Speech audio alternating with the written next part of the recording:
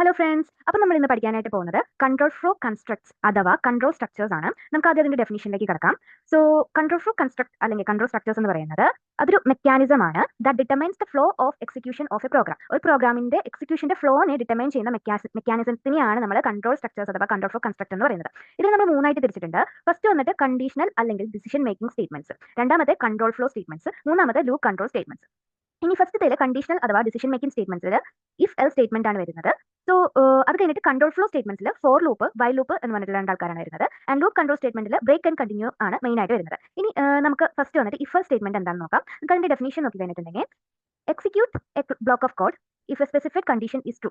ഒരു സ്പെസിഫൈ ചെയ്തിരിക്കുന്ന ഒരു കണ്ടീഷൻ ട്രൂ ആണെന്നുണ്ടെങ്കിൽ ഒരു ബ്ലോക്ക് ഓഫ് കോഡ് എക്സിക്യൂട്ട് ചെയ്യുന്നു. Otherwise execute alternative block of code, അല്ലെങ്കിൽ അതിന്റെ ആൾട്ടർനേറ്റീവ് ആയിട്ടുള്ള ഒരു ബ്ലോക്ക് ഓഫ് കോഡ് എക്സിക്യൂട്ട് ചെയ്യുന്നു. നമ്മൾ അതിന്റെ സിന്റാക്സ് നോക്കുകയാണെന്നുണ്ടെങ്കിൽ നമ്മൾ ഇഫ് എന്ന് പറഞ്ഞാൽ ഒരു കീവേഡ് യൂസ് ചെയ്യും, എന്നിട്ടാണ് നമ്മൾ ഇഫ് സ്റ്റേറ്റ്മെന്റ് ഉണ്ടാക്കുന്നത്. അതിന്റെ അപ്പുറത്ത് നമ്മൾ ഒരു കണ്ടീഷൻ കൊടുത്തിട്ടുണ്ടാവും. ഈ കണ്ടീഷൻ ശരിയാണെന്നുണ്ടെങ്കിൽ, ഇപ്പം ഇതിൽ പറഞ്ഞിരിക്കുന്നത് execute A block of code if A specific condition is true. ഇവിടെ കൊടുത്തിരിക്കുന്ന കണ്ടീഷൻ ട്രൂ ആണെന്നുണ്ടെങ്കിൽ അതിന്റെ അടിയിൽ ഇപ്പൊ ഒരു ഇൻഡന്റേഷൻ വെച്ചിട്ടാണ് കൊടുത്തിട്ടുള്ളത്. അപ്പോൾ ഇൻഡന്റേഷൻ ഇൻഡിക്കേറ്റ് ചെയ്യുന്നത് ഈ ഒരു ബ്ലോക്ക് ഓഫ് കോഡ് എന്ന് പറയുന്നത് ഈ സ്റ്റേറ്റ്മെന്റിന്റെ കൂടെ ഉള്ളതാണെന്നാണ്. അപ്പം ഈ ഒരു ബ്ലോക്ക് ഓഫ് കോഡ് എക്സിക്യൂട്ട് ചെയ്യും എന്താണെങ്കിൽ ഇവിടെ കൊടുത്തിരിക്കുന്ന കണ്ടീഷൻ ട്രൂ ആണെന്നുണ്ടെങ്കിൽ. ഇത് ഫോൾസ് ആണെന്നുണ്ടെങ്കിൽ നേരെ എൽസിലേക്ക് വരും, എന്നിട്ട് എൽസിന്റെ ഭാഗത്ത് കൊടുത്തിരിക്കുന്ന ബ്ലോക്ക് ഓഫ് കോഡ് എക്സിക്യൂട്ട് ചെയ്യും. അപ്പം എൽസിന്റെ മുന്നിൽ ഇവിടെ ഇൻഡന്റേഷൻ ഒന്നുമില്ല, പക്ഷേ എൽസിന് ശേഷമുള്ള ബ്ലോക്ക് ഓഫ് കോഡിൽ ഇൻഡന്റേഷൻ കൊടുത്തിട്ടുണ്ട്. അപ്പം അത് ഉദ്ദേശിക്കുന്നത് ഈ ബ്ലോക്ക് ഓഫ് കോഡ്, ഈ ഒരു ബ്ലോക്ക് ഓഫ് കോഡ് എന്ന് പറയുന്നത് എൽസിന്റെ ഭാഗത്ത് വരുന്ന അല്ലെങ്കിൽ എൽസിന്റെ അണ്ടറിൽ വരുന്ന ബ്ലോക്ക് ഓഫ് കോഡ് എന്നുള്ളതാണ്. അപ്പം ഇഫ് കണ്ടീഷൻ ഫോൾസ് ആണെന്നുണ്ടെങ്കിൽ മാത്രമാണ് എൽസിന്റെ അണ്ടറിൽ വരുന്ന ബ്ലോക്ക് ഓഫ് കോഡ് എക്സിക്യൂട്ട് ചെയ്യുക. ഇഫ് കണ്ടീഷൻ ട്രൂ ആണെന്നുണ്ടെങ്കിൽ ഇഫ് കണ്ടീഷന്റെ അടിയിൽ കൊടുത്തിരിക്കുന്ന ബ്ലോക്ക് ഓഫ് കോഡ് എന്താണോ അതാണ് എക്സിക്യൂട്ട് ചെയ്യുക. ഇനി നമുക്ക് ഇതിന്റെ പ്രാക്ടിക്കൽ സെക്ഷനിലേക്ക് കടക്കാം.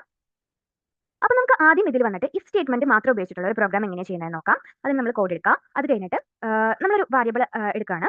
ഐ എന്ന് പറഞ്ഞിട്ടാണ് ഞാൻ വാരിയബിൾ സെറ്റ് ചെയ്യുന്നത്. അതിലേക്ക് ഞാൻ യൂസറിന്റെ കയ്യിൽ നിന്ന് ഒരു ഇൻപുട്ട് വാങ്ങാനായിട്ട് പോവാണ്. അപ്പൊ ഞാനത് ഇന്റിജർ ആയിട്ടാണ് വാങ്ങാൻ പോകുന്നത്. ഒരു നമ്പറാണ് ഞാൻ വാങ്ങാൻ പോകുന്നത്. അപ്പൊ ഞാൻ ഇൻറ്റ് ഇൻപുട്ട് എൻ്റെ നമ്പർ എന്ന് പറഞ്ഞിട്ട് ഞാൻ ആ നമ്പർ വാങ്ങാൻ പോവാണ്.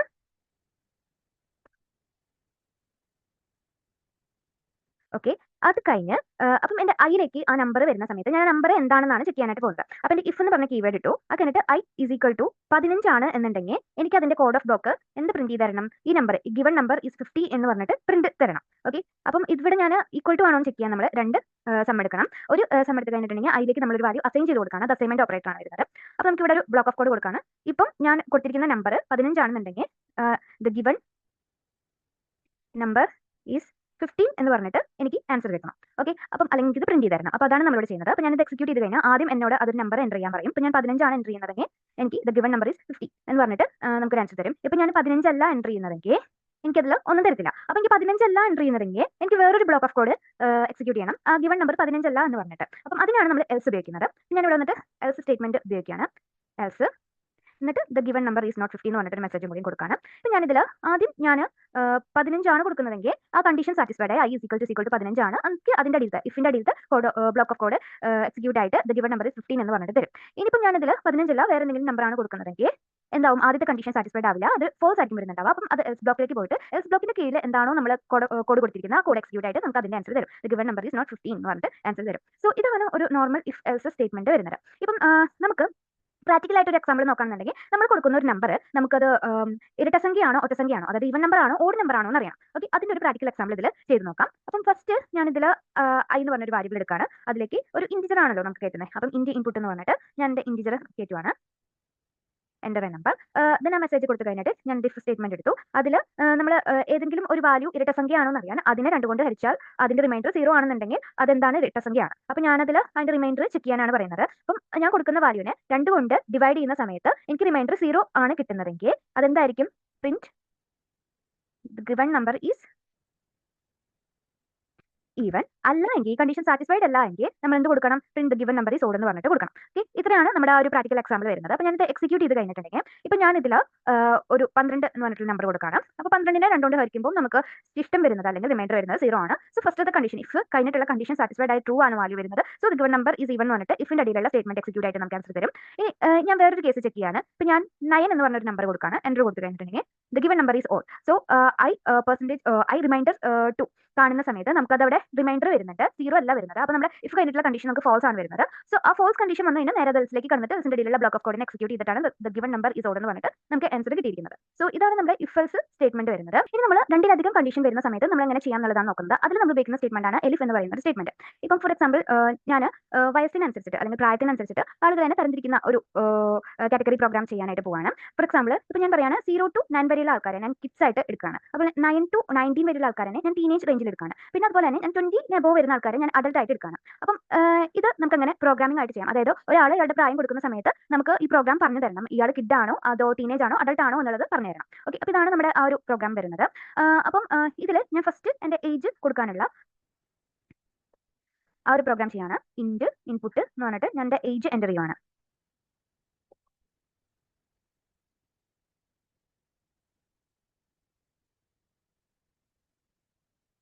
മെസ്സേജ് കൊടുത്തു. മെസ്സേജ് കൊടുത്തതിന് ശേഷം ഞാൻ ആദ്യം എൻ്റെ ഏജിനെ ചെക്ക് ചെയ്യാണ്. ഇപ്പം എൻ്റെ ഏജ് എന്ന് പറയുന്നത് 0ന് മുകളിലായിരിക്കണം. അതുപോലെ ഏജ് എന്ന് പറയുന്നത് 12ന് താഴെയായിരിക്കും. ഓക്കെ, അപ്പം ഇവിടെ ഓർ അല്ല ഇടേണ്ടത്, നമ്മളിവിടെ ആൻഡ് ആണ് ഇടേണ്ടത്. കാരണം ഈ രണ്ട് കണ്ടീഷനും സാറ്റിസ്ഫൈ ചെയ്താലാണ് അത് കിഡായിട്ട് നമ്മൾ എടുക്കത്തുള്ളൂ. അപ്പം അവിടെ നമ്മൾ ഉപയോഗിക്കേണ്ടത് ആൻഡ് എന്ന് പറയുന്ന ഒരു ലോജിക്കൽ ഓപ്പറേറ്റർ ആണ്. അത് കഴിഞ്ഞിട്ട് നമുക്കവിടെ എന്ത് പ്രിന്റ് ചെയ്ത് വരണം? പ്രിന്റ് ഹലോ കിഡ് എന്ന് കൊടുക്കാം.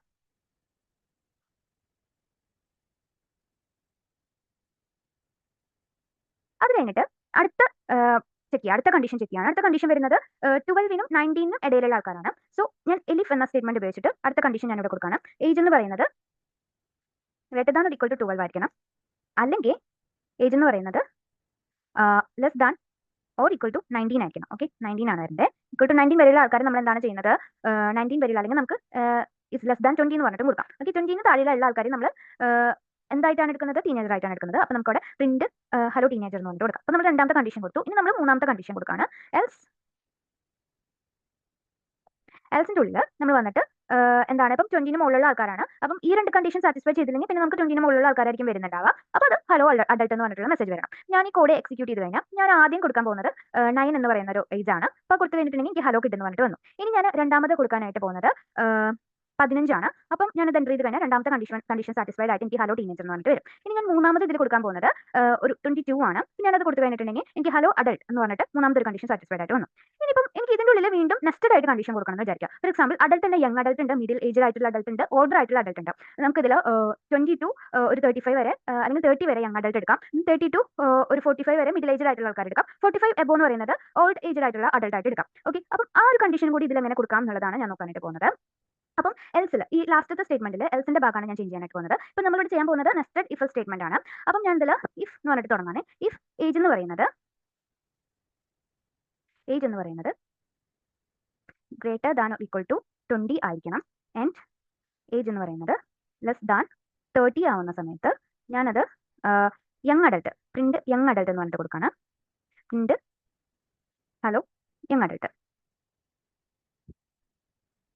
ഓക്കെ, പിന്നെ ഞാൻ അടുത്തൊരു കണ്ടീഷൻ ഇതിൽ കൊടുക്കാനായിട്ട് പോകുന്നത് എൽസ് എന്ന് പറഞ്ഞിട്ട് എനിക്കിപ്പം ഏജ് എലിഫ് എന്ന് പറഞ്ഞിട്ട് ഏജ് വരുന്നത് ഏജ് 13നും 14നും ഇടയിൽ അല്ലെങ്കിൽ 45നും ഇടയിൽ കൊടുക്കാം. ഞാൻ age greater than or equal to 30 അല്ലെങ്കിൽ ഏജ് എന്ന് പറയുന്നത് ലെസ് ദാൻ 45 കൊടുക്കുകയാണ്.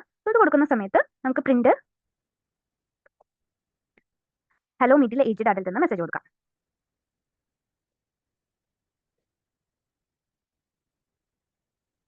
ഓക്കെ, ഇനി അടുത്തത് നമുക്ക് ഓൾഡ് ഏജ്ഡ് ആയിട്ടുള്ള ആൾക്കാർ. അപ്പോൾ അതിന് നമുക്ക് എൽസ് സ്റ്റേറ്റ്മെന്റ് ഉപയോഗിക്കാം. എൽസ് എന്താണ്, ഇപ്പോൾ 45 ആൻഡ് അബോവ് വരുന്ന സമയത്ത് ഹലോ ഓൾഡ് അഡൽട്ട് എന്ന് പറഞ്ഞിട്ടുള്ള മെസ്സേജും കൂടി കൊടുക്കാം. അപ്പോൾ നമ്മളിതിൽ നെസ്റ്റഡ് കണ്ടീഷൻ ആയിട്ട് ഉപയോഗിക്കുകയാണ്. അപ്പോൾ ഞാനിതിൽ ഫസ്റ്റ് വന്നിട്ട് 22 എന്ന് പറഞ്ഞൊരു വാല്യൂ കൊടുത്തു കഴിഞ്ഞിട്ടുണ്ടെങ്കിൽ എനിക്കിപ്പം ഹലോ യങ് അഡൽട്ട് എന്ന് പറഞ്ഞിട്ട് വരും. അപ്പോൾ തന്നെ ഞാൻ 30 ആൻഡ് 45 ഇടയിൽ 40 എന്ന് പറഞ്ഞിട്ടുള്ള ഏജ് ആണ് കൊടുക്കുന്നതെങ്കിൽ ഈ മിഡിൽ ഏജ്ഡ് അഡൽട്ട് എന്ന് പറഞ്ഞിട്ട് മെസ്സേജ് വരും. അത് കഴിഞ്ഞിട്ട് ഞാനിതിൽ 60 ഒക്കെ ഉള്ള ഒരാളാണ് കൊടുക്കുന്നതെങ്കിൽ എനിക്കിതിൽ ഹലോ ഓൾഡ് അഡൽട്ട് എന്ന് പറഞ്ഞിട്ട് മെസ്സേജ് വരും. സോ ഞാനിവിടെ ഐഡിയ എന്താ ഉദ്ദേശം എന്ന് വെച്ചാൽ നമുക്ക് ഇങ്ങനെ മൾട്ടിപ്പിൾ ആയിട്ട് കണ്ടീഷൻ കൊടുക്കണം. അതുപോലെ തന്നെ നമുക്ക് നെസ്റ്റഡ് ആയിട്ടൊക്കെ കണ്ടീഷൻ കൊടുക്കണമെന്നുണ്ടെങ്കിൽ ഇതേ രീതിയിൽ ഇഫ് എലിഫ് എൽസ് സ്റ്റേറ്റ്മെന്റ് ഉപയോഗിച്ചിട്ട് നമുക്ക് കണ്ടീഷൻസ് കൊടുക്കാവുന്നതാണ്. ഇനി ഇങ്ങനെ നമുക്ക് മൾട്ടിപ്പിൾ അല്ലെങ്കിൽ നെസ്റ്റഡ് ആയിട്ട് വരുന്നതിന്റെ ഒരു പ്രാക്ടിക്കൽ എക്സാമ്പിൾ നോക്കാം. ഇത്രയാണ് നമ്മൾ ഉദ്ദേശിക്കുന്നത്. അപ്പോൾ നമ്മൾ ചെയ്തത് നമ്മൾ നമ്പർ എന്ന് പറഞ്ഞൊരു വാരിയബിൾ എടുത്തു, അതിലേക്ക് ഒരു നമ്പർ കയറ്റി, അതിലേക്ക് ആ നമ്പർ 10ന് മുകളിലാണോ എന്നുള്ളത് ചെക്ക് ചെയ്തു. അപ്പോൾ ഈ ഒരു സ്റ്റേറ്റ്മെന്റ് ട്രൂ ആവുന്ന സമയത്ത് ആ ഗിവൺ നമ്പർ ഓഡ് ആണ് ഇവനാണോ എന്നുള്ളത് ചെക്ക് ചെയ്തു. ഈ ഒരു സ്റ്റേറ്റ്മെന്റ് ഫോൾസ് ആവുന്ന സമയത്ത് എന്ത് മെസ്സേജ് വരണം? Given number is less than 10 എന്ന് പറഞ്ഞിട്ട് മെസ്സേജ് വരണം. അപ്പോൾ ഇത്രയാണ് നമ്മൾ ചെയ്യുന്നത്. അപ്പോൾ ഞാൻ ഇതിൽ ഒരു 10ന് താഴെയുള്ള നമ്പർ കൊടുക്കുന്ന സമയത്ത് എനിക്ക് given number is less than 10 എന്ന് പറഞ്ഞിട്ട് വരും. ഞാൻ 10ന് മുകളിൽ ഞാൻ 55 കൊടുക്കുന്ന സമയത്ത് the given number is odd എന്ന് പറഞ്ഞിട്ട് എനിക്ക് മെസ്സേജ് വരും. ഞാൻ 10ന് മുകളിൽ ഒരു 52 കൊടുക്കുന്ന സമയത്ത് the given number is even എന്ന് പറഞ്ഞിട്ട് മെസ്സേജ് വരും. സോ ഇങ്ങനെ നമുക്ക് മൾട്ടിപ്പിൾ ആൻഡ് നെസ്റ്റഡ് ആയിട്ടുള്ള കണ്ടീഷൻസ് ചെക്ക് ചെയ്യാൻ പറ്റുന്നതാണ് ഇഫ് എൽസ് സ്റ്റേറ്റ്മെന്റ് ഉപയോഗിച്ചിട്ട്. ഇനി നെക്സ്റ്റ് നമ്മൾ പഠിക്കാനായിട്ട് പോകുന്നത് കൺട്രോൾ ഫ്ലോ സ്റ്റേറ്റ്മെന്റ് ആണ്. അത് നമുക്ക് അടുത്തൊരു വീഡിയോയിലായിട്ട് പഠിക്കാം. അപ്പം ഈ ഒരു വീഡിയോ നിങ്ങൾക്ക് ഇഷ്ടപ്പെട്ടെങ്കിൽ ലൈക്ക് ചെയ്യുക and subscribe my channel. Thank you for watching.